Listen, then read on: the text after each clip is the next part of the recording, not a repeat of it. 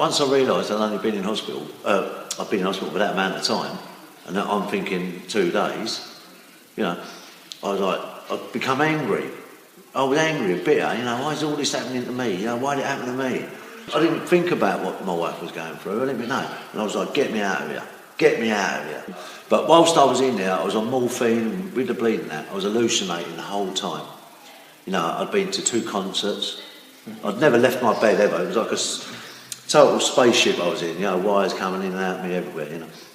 I went to Paris in the 1920s. I used to go to the bar every night with the doctors and nurses. You know, it was just madness, you know, but it was all about pleasuring me. And my poor wife, she was coming there day and night, and had arranged lives because it was in Romford and I was in Harlow.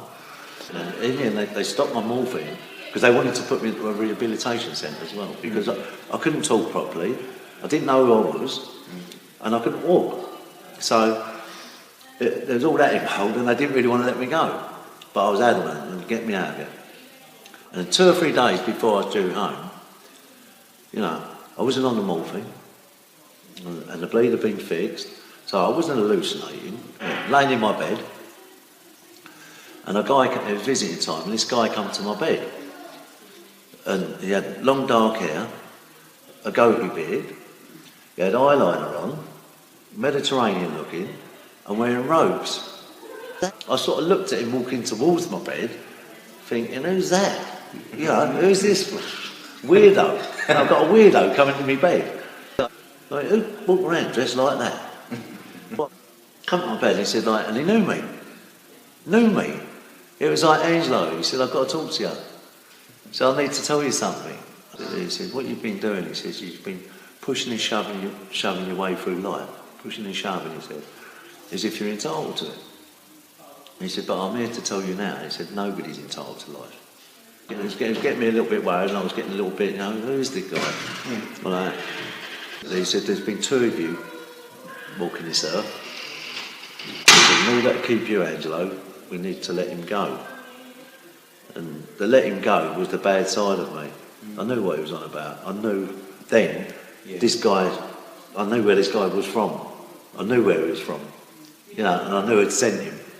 And it was scaring me a little bit, you know, but not in a fearful way. It was scary in like more a knowledgeable way, you know, like I was acknowledging what he was saying to me, and he was right in what he was saying to me. And he knew me. And it sort of pointed over to the corner of the thing, and other visitors there, you know. And there was a little old lady over in the corner, and he turned and he said, Angelo, he said, you can go and save her life right now, right this minute. He said, but that still will not entitle you to life. It's not going to guarantee you entitlement to life. He said, it's how you live your life. I took my after ball, and he went. And he got me thinking, and I think, oh, this is freaky. Yeah, I've heard about these sort of things. I've heard about these sort of things, but it's normally like an alien with big eyes or something, you know that. I think it was God. I believe it was God. I mean, God sent him. Someone sent him to me. Or he chose to come to me. He's got something for me. I'm questioning myself because there's a guy in the bed next to me who's not done a day's wrong to no one. And this is the power of God now, right? Not done a day's wrong to no one. And then you've got me, the biggest chaotic mess ever, you know, in history. I was just vile, absolutely vile, nasty, you know, and I thought I was going through life, living life, as a big old man, you know, this and that, I'd go in the pub, I'd drink all night if I wanted for nothing, you know, do this, going to clubs and stuff like that, you know, and people coming up here talking to you, more out of fear, you know, and I thought I was living. I wasn't living, I was losing. I didn't, and same with my dad and all that. I thought, well, if he couldn't have beat me up, I survived that, and I went through life for that, I survived that, so that man there is not going to do nothing to me, you know, but I didn't survive, did I? I lost. I totally lost, because I only went out there and emulated what some of the stuff he was doing. You know, the violence and that. How can I be winning when I'm inflicting pain and hurt on someone? You're not winning, you're losing. This guy, like, come to my bed, I know who it is, but it got me worried, got me thinking, So as soon as I got out of the hospital, I thought, oh, I'm going to find a church. I just wanted to say thank you. Thank you. And as I say, the guy in the bed next to me ain't done a day's wrong. The surgeon's using the same techniques, the same tools, and everything else. He loses, I win. How do I win? I'm the biggest sinner. You know, I'm the biggest sinner. And I've committed so much sin, it's unbelievable, horrendous. But he goes and I stay. You pick strong people to get it out there, you know, and willing to put it out there and stand up and be counted. And I used to laugh at these Christians, you know, you come knocking on the door or, you know, stop you in the street, you know, share a few words with you and all that, you know, or a bit of kindness, and I think, you know, knobheads. Absolute knobheads. Now, like I say, I come out of this thing and all this sort of strange and beautiful stuff started happening in my life. I have a beautiful life, I have a wonderful life. And it's like, you know, I have peace in my life now. It gave me a lot of peace.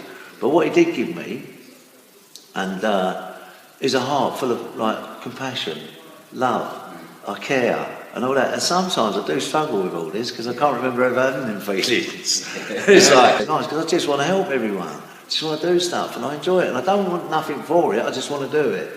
And I get a big whack out of that and I love it. God just works in such a mysterious way, it's unbelievable. And I love God, I do love God. I fear God, I do fear him.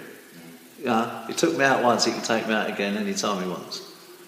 I don't set my alarm clock no more. What's the point? You know what I mean? He tells me when I'm getting up. But he's brought me back, and like I say, he brought me back for a reason, not to carry on the way I was. All this chaos, and barbed wire and chaos. You know, I know how to love. Yeah. I do know how to love, and I don't mean sexually, although, and I wouldn't think twice about helping someone. And sometimes I take on too much, and people have to say, slow down a bit, because I'm still in recovery at the moment. And it's like, and sometimes my speech will go and the stammer comes in, but I do believe he's left me with that as a little reminder. I'm human, I still make these mistakes and stuff, but I do believe I'm partly an earth angel at the same time. I'm working for this guy. Yeah. You know, I used to think I was self-employed. I'm not anymore. I work for him. You know, he paid my debt. He cleared my heart. You know what I mean? And that's it now. I work for him.